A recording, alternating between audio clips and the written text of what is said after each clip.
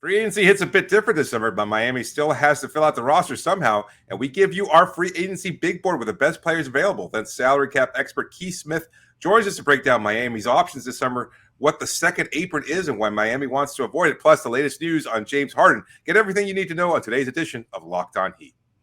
You are Locked On Heat, your daily Miami Heat podcast. Part of the Locked On Podcast Network, your team every day.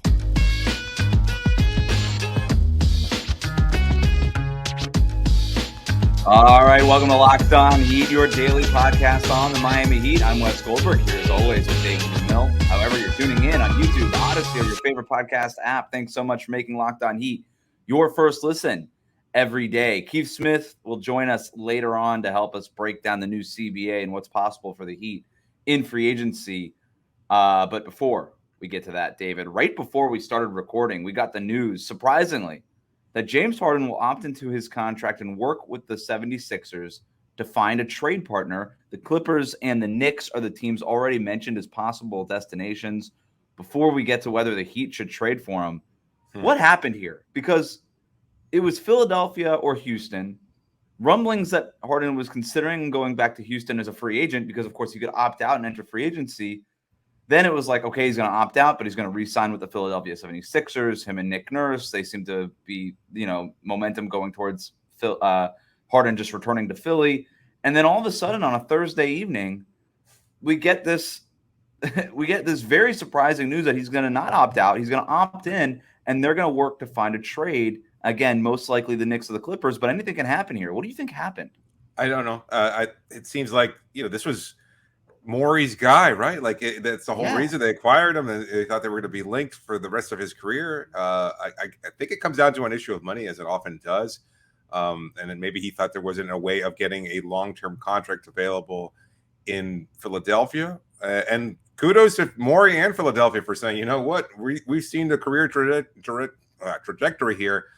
You're not worth paying the kind of money that you think you deserve as you continue to age out. And maybe Steve Ballmer thinks otherwise. If he's going to be available, he can open up that pocket. Well, and Houston too, right? Yeah. Well, I mean, I don't even know what that's all about. That seems if Harden has any sort of inclination that Houston is going to come, because he was leveraging the Rockets against the Sixers this entire time. I do wonder if that was never really on the table in the way that people thought it was on the table. Because if that max offer was there from Houston, just opt out, go get the money from Houston, right? But like you said, the money wasn't there from Philly. It wasn't there from Houston. And if he opts in, it's 1 year left. Like you said, if he gets traded to the Clippers, maybe Steve Ballmer's like, yeah, we'll pay you anyway, next summer. But I don't know. Like this, it was just sort of wild. It felt from what I understand, this was also motivated by the Philadelphia 76ers. They're kind of over the James Harden experience. It doesn't sound like Nick Nurse really wants James Harden as part of it. It doesn't sound like Daryl Morey, like you said, is interested in being James Harden's guy anymore.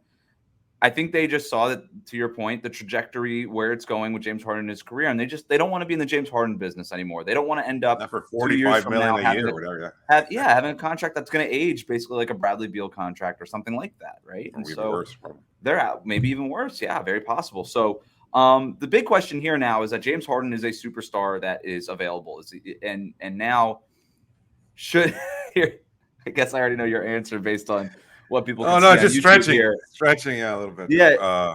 So I'm going to ask you the question, although I know the answer is should the Heat be interested in getting into the James Harden business? Absolutely. You're going to have a glaring hole at point guard, and he is a playmaker who can space the floor. You're looking for extra offense after the NBA Finals run. No, I'm kidding. No, there's no chance in hell. Harden is a loser. I am so sick of hearing anything about James Harden. He doesn't know what he wants. If it's just to get paid, that's fine. But can we cut all the crap about him comparing to Dwayne Wade and being a top 75 player or anything like that? Oh, we're past that. There have been plenty of guys throughout the NBA history that just want to get their money and be gone. And I think James Harden belongs in that conversation as a top 10. I mean, if it was for that. Look, I'm not very interested in James Harden, but it's a 1 year deal that he's opting into. You're not on the hook later on for James Harden. If it's something like, look, I have no idea what the Sixers are looking for. The Clippers and the Knicks are out there.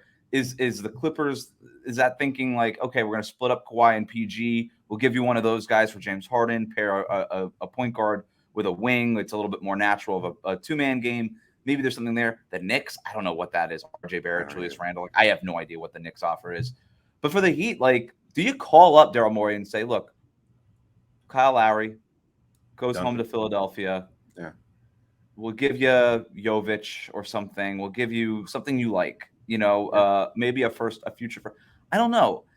I think I'm with you. I don't know that I want to just kind of get into the whole James Harden drama of everything.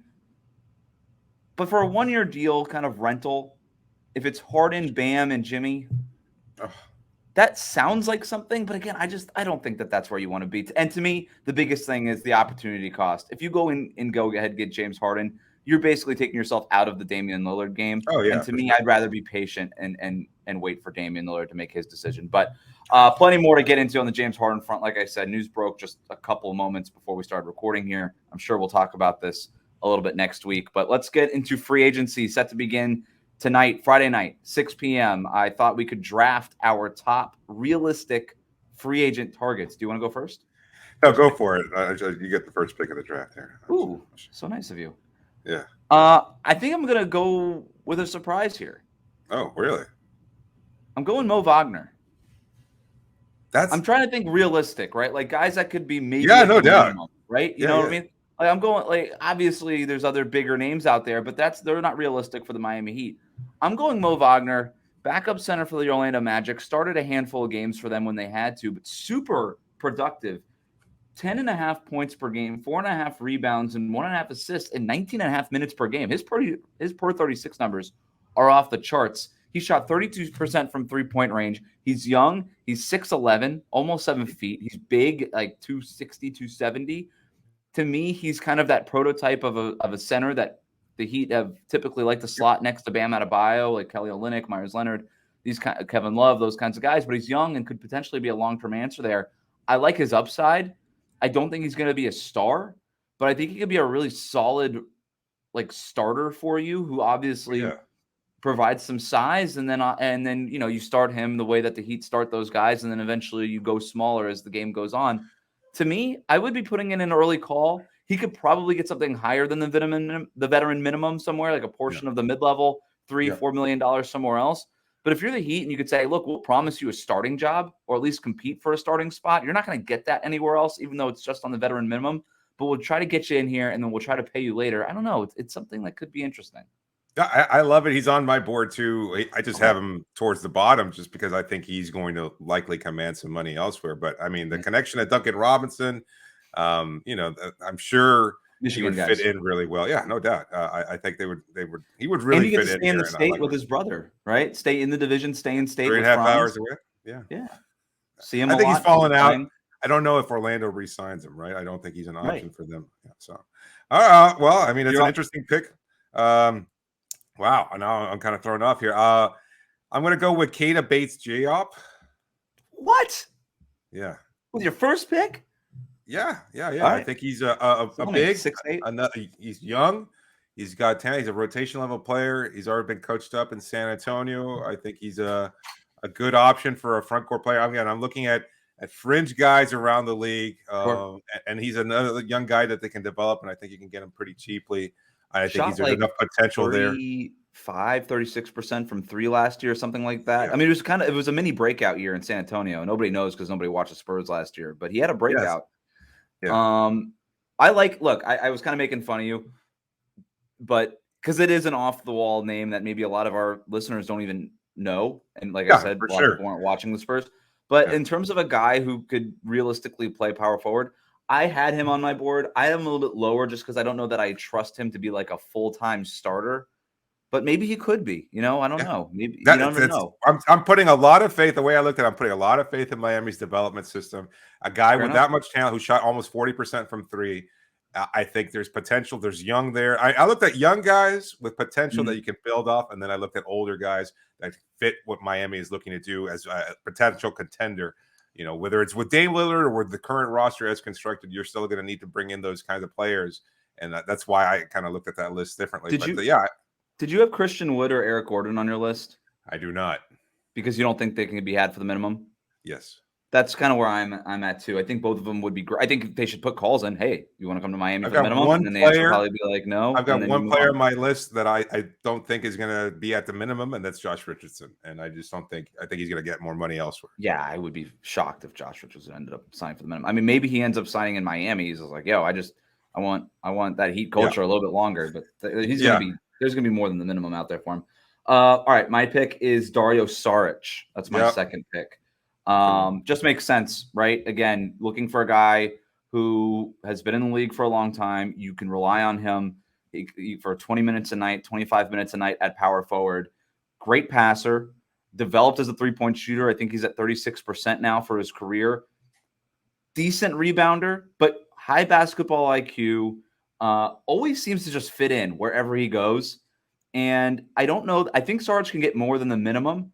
But again, with the Wagner thing, if you're in Miami, we got this glaring hole at power forward. Yes, you can get money elsewhere, but we're going to give you maybe a 1+1 with a player option on that second year and a chance to compete for a starting job, not rotation minutes, a starting job. I think that might speak to Dario Saric, who's sort of been in and out of rotations over the last few years. Yep. That would be the next call I would make. Yeah, no, I like it. Again, a guy who can stretch the floor, battling injury.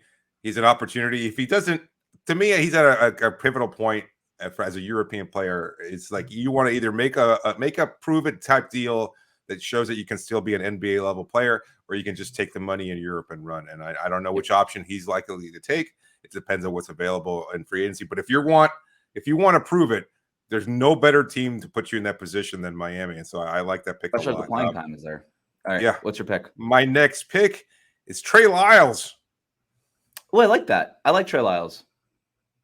6'9", he's a 4-5. You can put him at different spots. Again, another guy who stretches the floor, 36%. Very complimentary. You can coach him up. He's a Kentucky guy.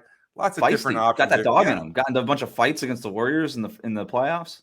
If he only gets maybe a 1+1 type thing, or even just a 1-year deal. Look, I'll prove it in Miami as a starter and then get paid the following year. This is a great option for Miami, I think, to explore. I think he ends up re-signing in Sacramento. I think that's the word out of Sacramento, but I love the pick. My next one is Taurean Prince. I don't know what the deal is with him. Waived by the Minnesota Timberwolves in order to avoid paying the $7-8 million guaranteed contract. Some noise that he might just re-sign in Minnesota, that it was just sort of a cap-saving move. But he's a free agent. He's out there. I don't know that he's a minimum guy. Maybe I'm sort of cheating here with him. But 6'7", 6'8", swing forward, three-point shooter. Like, he could slot into the Heat, into that front court for the Heat at the 4 and provide some length on the perimeter. So that's going to be my pick. What's yours? Yeah, I think he's a good selection there. Wenyen Gabriel from the Los Angeles Lakers. Another 4, athletic, another guy. I think they can turn him into a basketball player. Right now, he's just basically a lot of athleticism, but he's so young, he's so raw. Another guy that you can put out there again and prove it. There's not a lot of development in Los Angeles right now because they're on a title window with AD and LeBron James. And it's not to say that there wouldn't be a similar title window here, but they take much more pride in developing their players, and I think there's a much more established system there. So let's do one more each. Okay. One more each. I'm going to go Seth Curry. Yes. Looks like you're going to lose Max Strus in free agency. Reports that he could be getting 3 years, $48 million from teams like Indiana or Orlando or Cleveland or something like that, or Chicago potentially. Like, you're going to need a three-point shooter, I think, coming off the bench. There's going to be a few out there. Seth Curry, career crossroads a little bit. I think you can get him at the veteran minimum. And you just know, like, look, defensively, there's not a lot there. Playmaking, there's not a lot there. But he's one of the most efficient three-point shooters in the history of the league. I just like knowing that I have that on my bench. At the minimum, you bring them in. And when you're in a jam, like the Heat have been in a jam a lot over the last couple of years where it's like none of your ignitable guys are igniting, just bring Seth Curry in. Like, he's not even ignitable. He's just like always on fire, on fire, right? And so and with Miami's ability to generate 3-point looks for non-shooters, like, I mean, he would have a field day here. I think it would be a lot of fun. One thing before you get to your last pick. Yeah, go for it. Thought about Malik Beasley. Maybe some listeners are wondering why. He's not going to be a minimum guy. It sounds Yeah. like, I mean, they declined a $16 million team option, the Lakers did, but I don't think he's a minimum guy. So that's why I didn't have him included. Yeah, there's a lot of different potential options out there. I mean, Troy Brown, is he a minimum guy? He's a minimum guy, I think. He could be. I like him. That's a I good like pick. his I like him. I potential. thought about him. I'm waffling between him and Dennis Smith Jr. I think both of them kind of fit what Miami's looking for. I'll give O'Shea you both of them. Brissett, we talked about. Yeah. Anybody else there? We're rounding out our list. Quickly, I think just other names: T.J. Warren, Jay Crowder, Mo Bamba. Potentially, I know you're not a fan, but it could be something that they look at. Yuta Watanabe, even though every fan base wants him. We've talked about other guys like O'Shea Brissett and Darius Baisley in the past. Jeff Green, Damian Lee. Like these are just Justice guys. Winslow. So, is he a minimum guy? Justice Winslow. Even I think in a piece that Jason Quick wrote for The Athletic, actually said he would like to get another chance in Miami to try to do it right. I wouldn't be against it. I just don't know what they like. He doesn't really do anything the Heat need right now. Is the issue? He doesn't stretch the floor, but I mean, as a defensive-oriented point guard / 1 through 4, like the switchability. Now that they're kind of leaning into that, you're talking about wing depth and versatility, like what Pat Riley said. That's your guy right there, making plays for others. Yeah, I mean. All right. Well, we'll see. 6 p.m. Friday night is when free agency begins. We expect the Heat to make some quick calls to Gabe Vincent and maybe try to lock that down early on. We will be here ready for any breaking news that happens. And, of course, Monday through Friday, the rest of the month and the rest of the offseason, the rest of the free agency portion to cover all the latest news coming up next. Keith Smith, cap expert, joins us next to break down the new CBA and what's possible for the Miami Heat in free agency. Today's episode is brought to you by Gametime. Buying tickets to your favorite shows shouldn't be stressful. Gametime is fast and easiest way to buy tickets for all the sports, music, comedy, and theater you love. With killer deals on last-minute tickets and their best price guarantee, you stop stressing over the tickets, start getting hyped for the fun you'll have. They've got flash deals on last-minute tickets. They're easy to find, and the great feature, you can see exactly where you're going to be sitting, so you know there's no obstruction. You know exactly what kind of a view you'll be getting. No foul pole in the way, nothing to bother you when you're getting to your seats. And it's so easy, just a couple of taps and you get exactly what you're looking for at the best price. So download the Gametime app, create an account, and use the code LOCKEDONNBA for $20 off your first purchase. Again, terms apply, but create an account, redeem the code LOCKEDONNBA, you get $20 off. Download Gametime today. Last minute tickets, lowest price guaranteed. Thanks again for making Locked On Heat your first listen every day. We are joined now by Spotrac cap expert Keith Smith to break down all of the fun stuff going on with this new CBA, new salary cap rules. He's going to help us make some sense out of it. But Keith, let's just jump right into this. The new CBA released Wednesday afternoon. What are some things in there specifically that can impact the Miami Heat that you're looking at? I think of immediate concern for the Heat are the new second apron rules. I like to call that the super tax because I think that just is, it's more fun anyway, right? Than second apron. You know, who wears a second apron? You wear one, right? So I call it the super tax. But you know, with that, for Miami, because they are carrying some really top heavy salaries and they have some key free agents to sign, that's probably something they're going to be bumping up against to some extent. So if I've got my numbers right for the Heat, you know, they've got, because I'm counting Haywood Highsmith in there because I don't think they're going to let him go. They're sitting on, you know, $173 million in guaranteed money already for next season, and that's just for 9 players. That's not counting anything for Gabe Vincent or Max Strus. Well, the tax line projects to be $172 million, so they're already over that. Then the super tax line projects to be about 182.5 in that range there. And all this stuff is going to finalize here in the next couple of days. We'll get the actual figures as they roll in, as they finalize the cap numbers. But it's easy to see you sign just one of those guys to a fair value deal, and you're basically right up against the second apron or the super tax. What happens then is you lose the big thing that happens this offseason. You lose the ability to use the $5 million taxpayer mid-level exception. There's other rules that will phase in future years that will be far more restrictive on the team. And as they operate moving forward, probably the biggest one that comes in also this year is the inability to sign buyout players that made more than the non-taxpayer MLE. So Kevin Love, for example, last year was bought out of a $28 million contract, caught on with Miami for the remainder of the biannual exception. They would not be able to do something like that if this rule was in place a year ago. They wouldn't have been able to sign him. So those are the things that they're probably going to bump up against most right now. In the immediate long term, if they continue to be a very expensive team, there'll be things that are in there like trades are far more restrictive.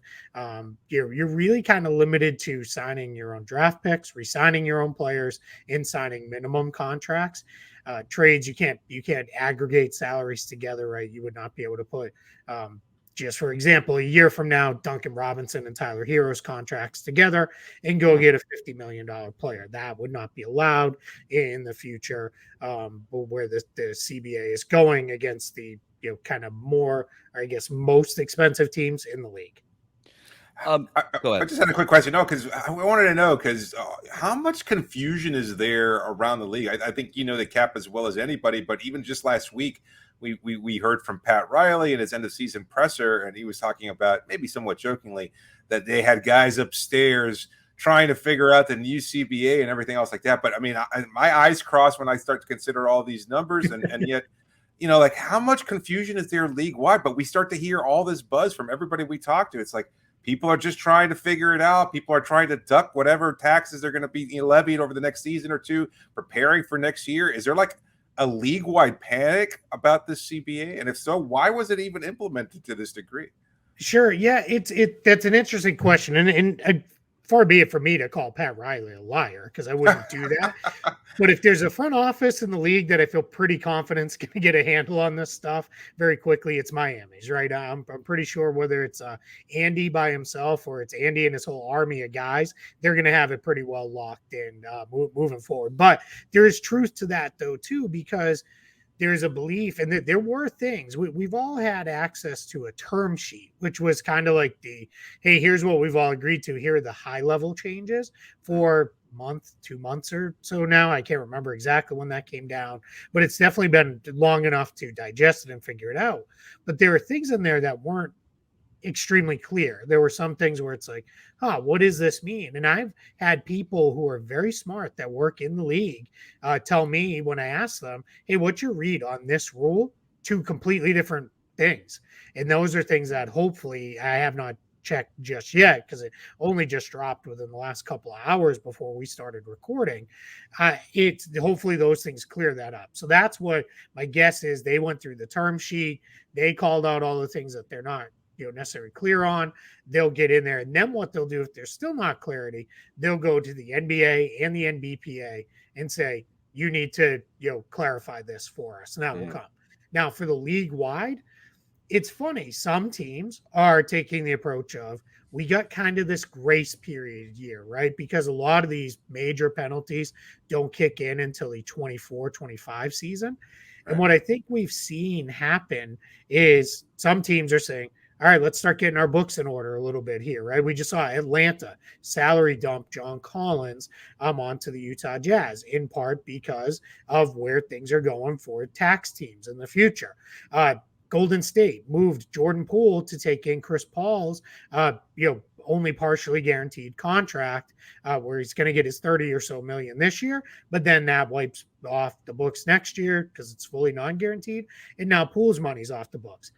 On the flip side, we saw the Phoenix Suns say, oh, cool, we have one more year to get super expensive. Let's go trade for Bradley Beal and let's, blow right through this second apron. So everybody's going to kind of treat it a little bit different. I think what we're in for is, I don't know that I'm going to call it confusion, but I'm going to call it learning on the fly, where you're going to see teams making decisions where it's like, yeah, if we'd seen kind of how that was going to play out over the next 2 or 3 years, we maybe wouldn't have done that. But, it's all learning, and we're all kind of figuring this out as we go. In terms of that Supermax, the second apron, or the super tax and the second apron and all these things, we've already heard reports from Miami Herald's Barry Jackson that the Heat are considering maybe even waiving and stretching Kyle Lowry's contract. And obviously that would save them about $20 million this year.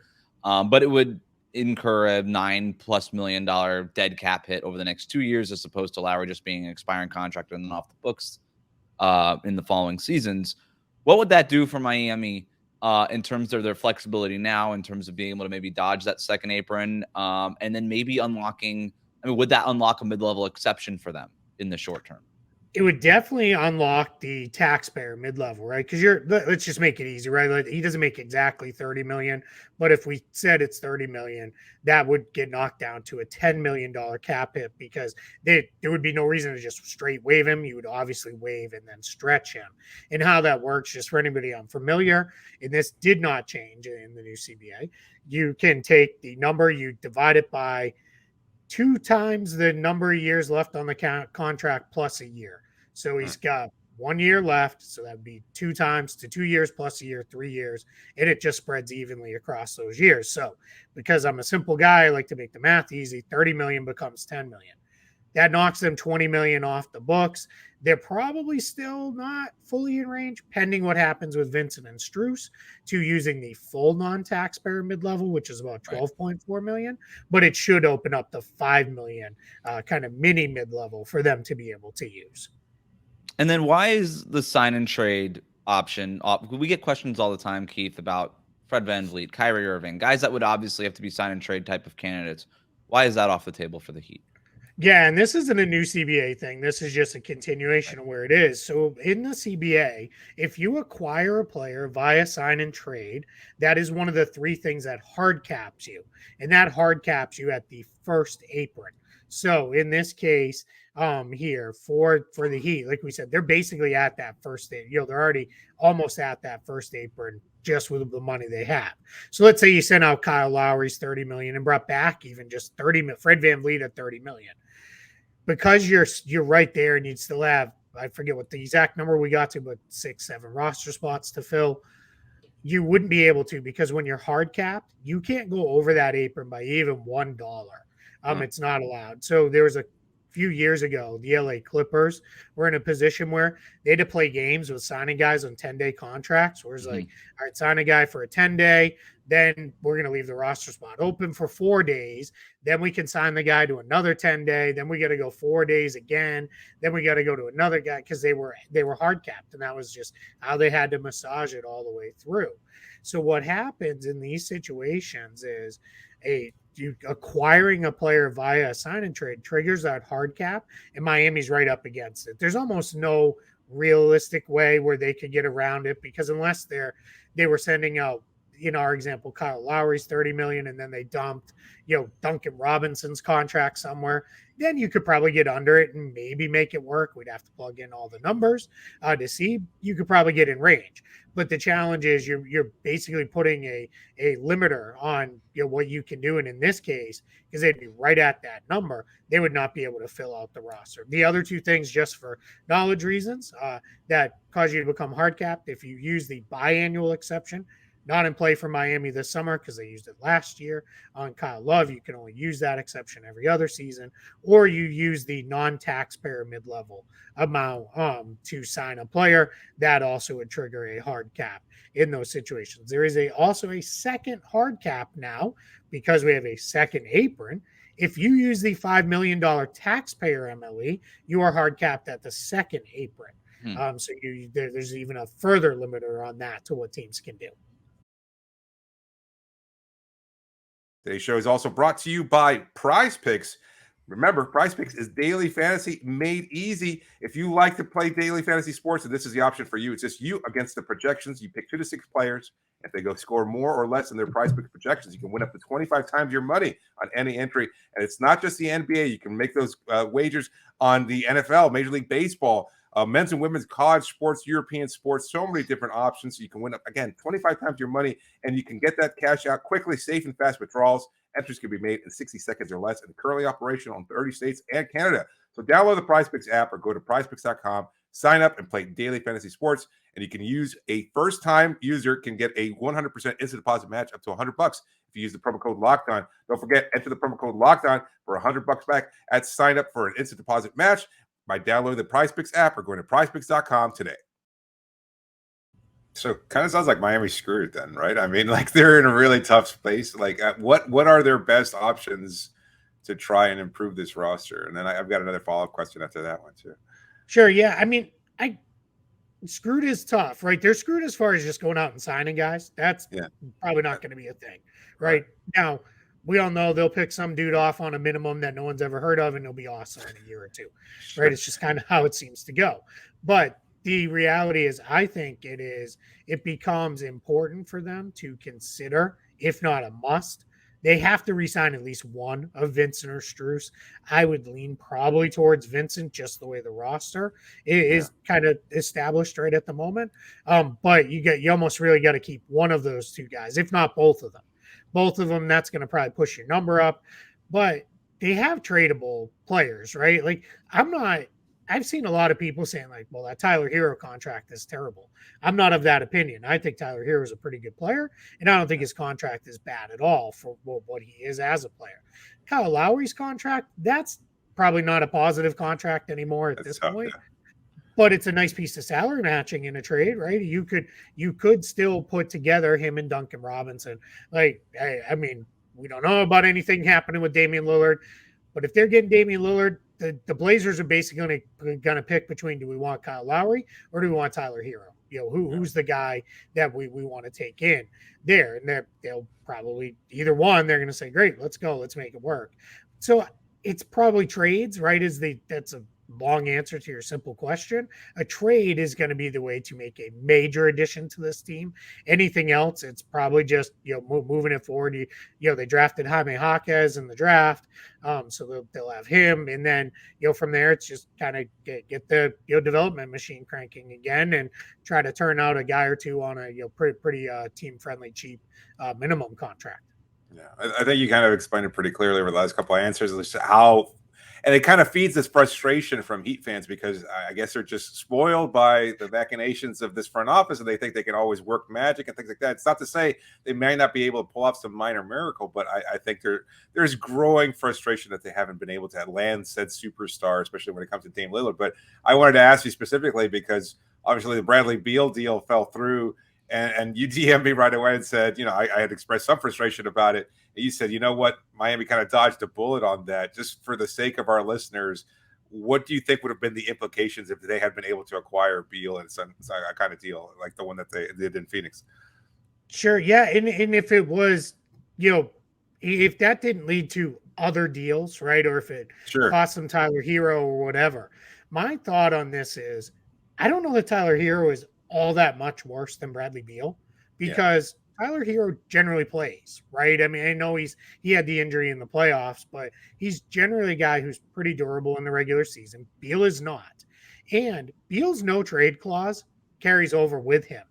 So the Suns, that went with him to Phoenix. Had Miami acquired him, and let's say they decided a year in, all right, this didn't go the way we thought it was, and we got to move on. Now you're right in the same spot Washington was, where it's like, well, what are we going to do? Now, there's always somebody, right? There's always one team that's like, you know what? And it's that Arrested Development joke. It didn't work for those people, but you know what? I bet it'll work. It could work for us, right? So that's the thing, right? So I think for Miami, just knowing, right, the cap sheet's already pretty stuffed. You didn't need to stuff it even further with a guy who then becomes not untradeable because we just saw him get traded, but he controls the trade process, not you. Right. And that's the challenge in that situation. And that's no knock on Bradley Beal. Right. I always say if I go to my bosses at Spotrac and say, you know what, I want $1 million per article. And they say, done, you get it. Well, that's on them, not on me. Right. Like that's, that's, great. And that it was on the witness. Are they hiring? Yeah, right. Yeah. I'll let you know. Let me pitch my $1 million per article idea. And then I'll you know what? I'll be a good teammate. I'll carve out like $50 for you. Just because we go way back to the Amway Center press section. So, but it's so that was my thing with it, right? I just felt like it was that didn't feel like the move for the Heat to me. That was gonna lift them into better than what they are today, and they're already pretty good.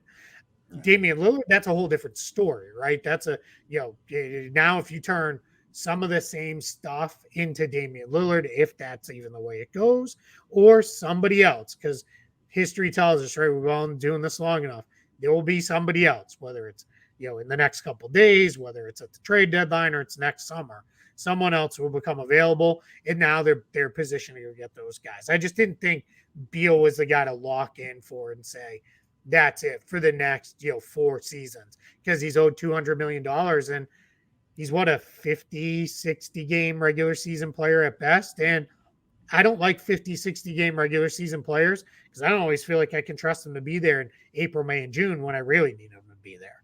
Yeah, good point. We saw an expiring contract like Chris Paul get moved for a salary dump like Jordan Poole. We saw the John Collins thing get moved.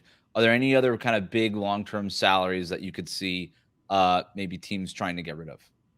Yeah, those were kind of the two that jumped off the board, really. And Beal, to some extent, was a fairly much, for Washington's side at least, was a salary dump.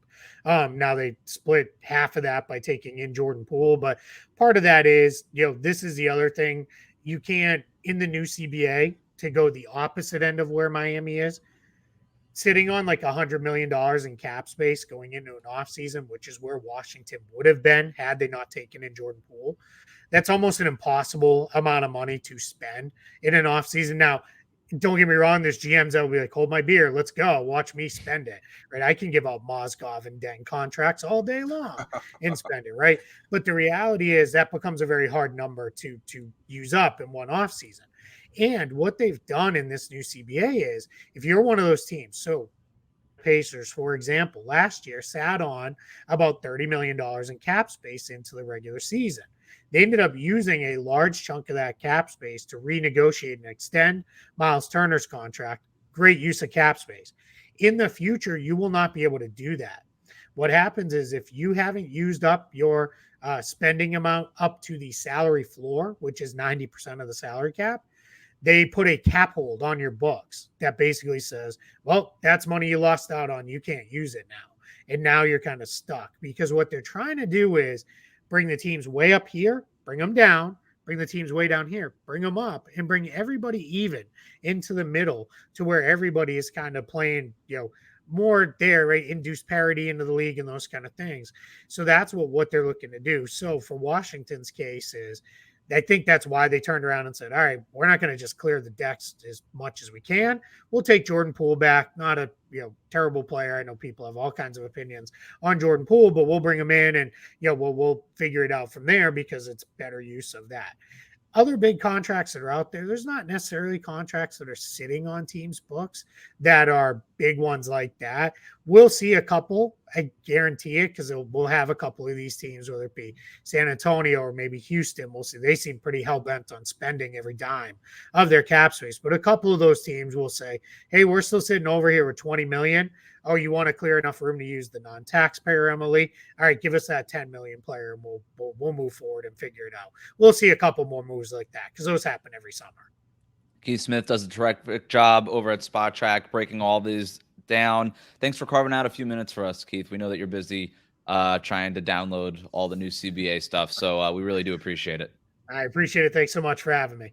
Thanks for making Locked On Heat your first listen every day. Hit that subscribe button on YouTube and on your favorite podcast app.